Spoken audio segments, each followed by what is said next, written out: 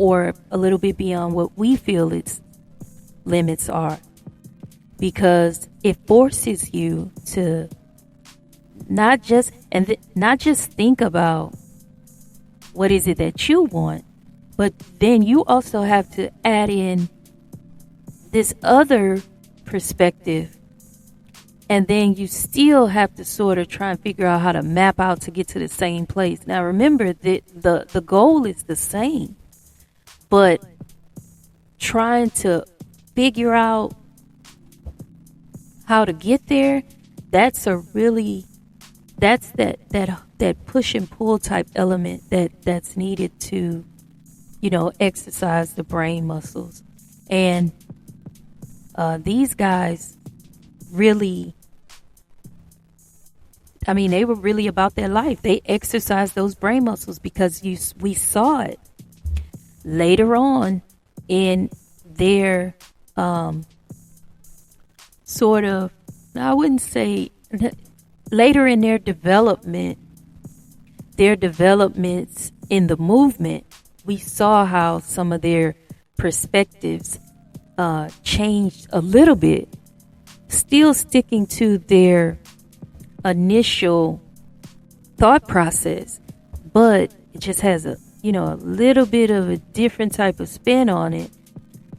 And some of their outcomes or some of their goals then addressed the different perspectives that was then added to what their thought process was already. And so that is the process of learning and developing as people. That's something we should all be striving for. Now, his writings, Baldwin's that is, writings and speeches were not just critiques. They were a reflection of his life as a black man in America, navigating a society rife with contradictions and challenges.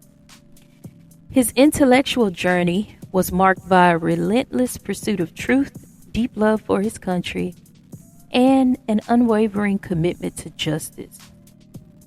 Through his words, Baldwin continues to inspire and challenge us to confront the complexities of race, identity, and equality in America.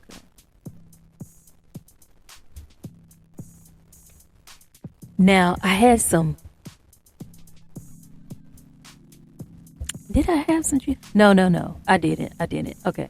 I thought I had a little juiciness into the whole James Baldwin, Malcolm X, Martin Luther King, but no, I have some juice for later for an upcoming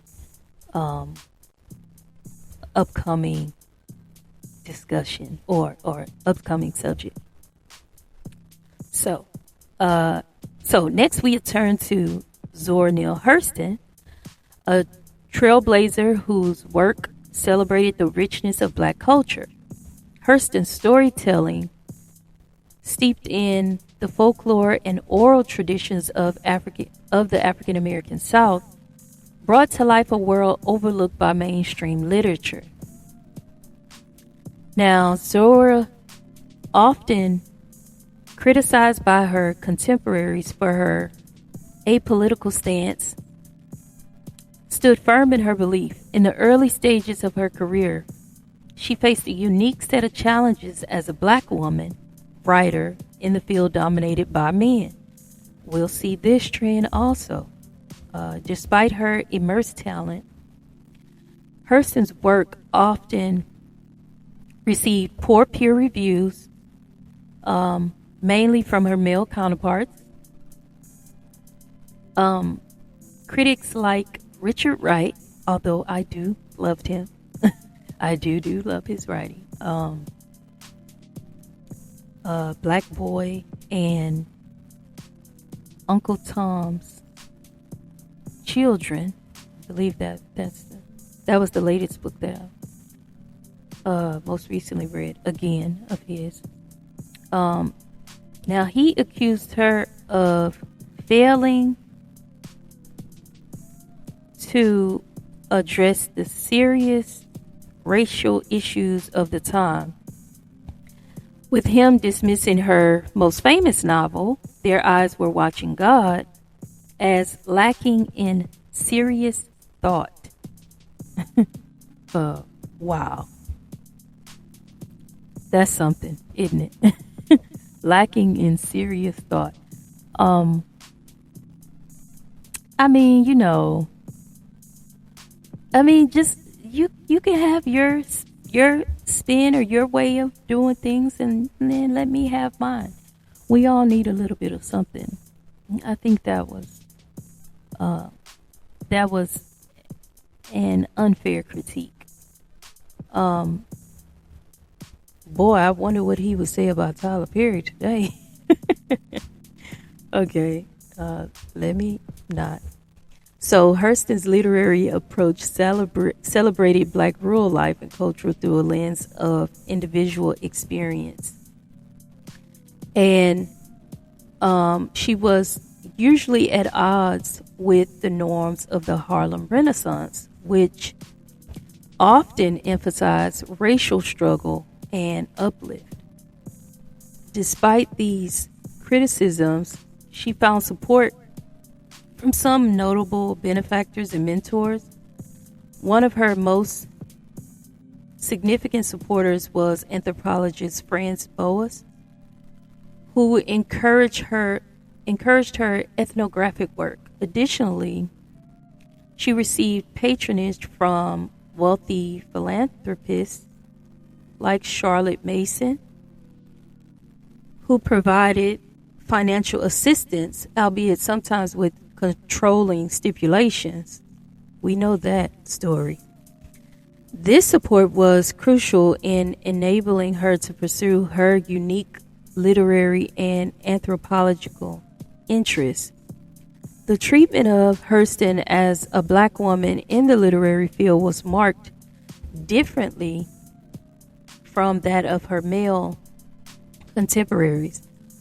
While Black male writers like Langston Hughes and Alain Locke were celebrated for their contributions to the Harlem Renaissance, Hurston's work was often marginalized. Of course, we see a trend. There's another trend we'll often see. Some of these trends are not, they're not new. They just rinse and repeat. Her focus on the internal personal lives of Black individuals, mainly women, was seen as less significant than the broader political and social themes explored by her male peers. This gendered disparity in the literary world not only impacted the reaction of her work, but also highlighted the double burden of race and gender that Hurston and other Black women writers had to navigate. There is that intersectionality again, and this is back during Zora Neale Hurston's time. Despite these challenges, Hurston's work has since been recognized for its profound impact on American literature and its pioneering role in portraying the richness of Black life and culture. Hurston delved into the life of a Black woman seeking her identity, a narrative that was revolutionary for its time. Right, because they didn't even think Black women had identity. Despite criticism and accusations of, romanticizing Black life, Hurston's work remains a testament to the strength and resilience of Black womanhood. Oh, wow. Romanticizing Black life. What's wrong with that? I don't see nothing wrong with romanticizing Black life. Now that's just a trend, romanticizing Black life. Now they just call it the culture. I'm doing it for the culture. Moving on. We'll explore the legacy of W.E.B. Du Bois, a scholar, activist, and founding figure of the NAACP. Du Bois's writings and ideas were instrumental in shaping the discourse on race and equality in America. W.E.B. Du Bois, a titan in the realm of social sciences and a key figure in the NAACP, was known for his rivalry with Booker T. Washington. In Souls of Black Folk, published in 1903, he critiqued Washington's approach to racial uplift, advocating instead for political action and civil rights. This intellectual feud highlighted the differing strategies within the Black community for achieving racial equality.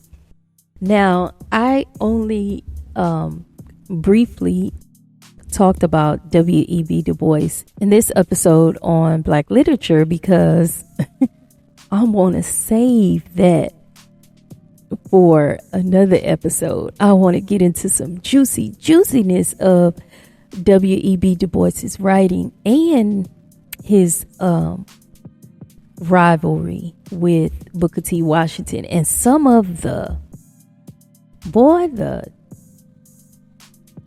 man, I'ma just call it the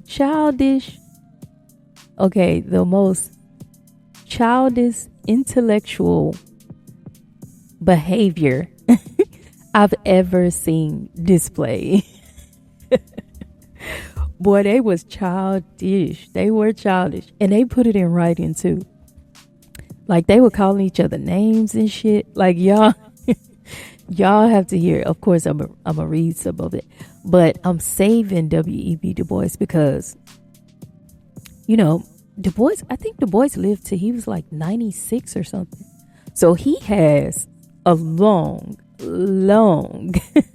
history of material that we can dive into.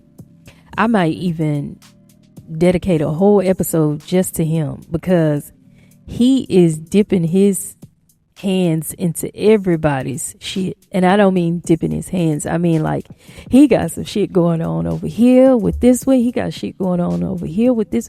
He has shit going on with Booker T. Washington. He also had a little tiff with Ida B. Wells. She read him to filth. He also had a little tiff with, I want to say, Marcus Garvey. Like W.E.B. Du Bois was everywhere. Okay. I don't know if he was under everybody's radar or if he was the one pointing the radar at everybody. I don't know. That was just a little bit of tidbit of W.E.B. Du Bois, but his contributions to Black literature was, of course, you know, invaluable. There was a lot of writings. He did a lot of speeches. A lot of what he did focused on Black education. And one of the reasons why I admire him so much is because of the huge focus he put into the education of Black people. That was his, you know, life's work, just focusing on education of Black people and how we should go about it. And he had a lot to say about it too. And he said it. But he was also a master with words. Boy, he could. Okay, see, now y'all gonna have me getting into W.E.B. Du Bois. But let me just say this. He could tell you that you need to shut your dumb ass up in the most beautiful language. I mean, the most beautiful weaving of American English. Like, you would have to go back and take a double take like, huh? What you say? Like, wait, what did you say again? Like, he would talk about shooting slugs. Man, he had some slugs that you was getting and you wouldn't even know that they were slugs. I mean, they would probably just go right over your head. You had to be studied And you had to be an intellectual word wizard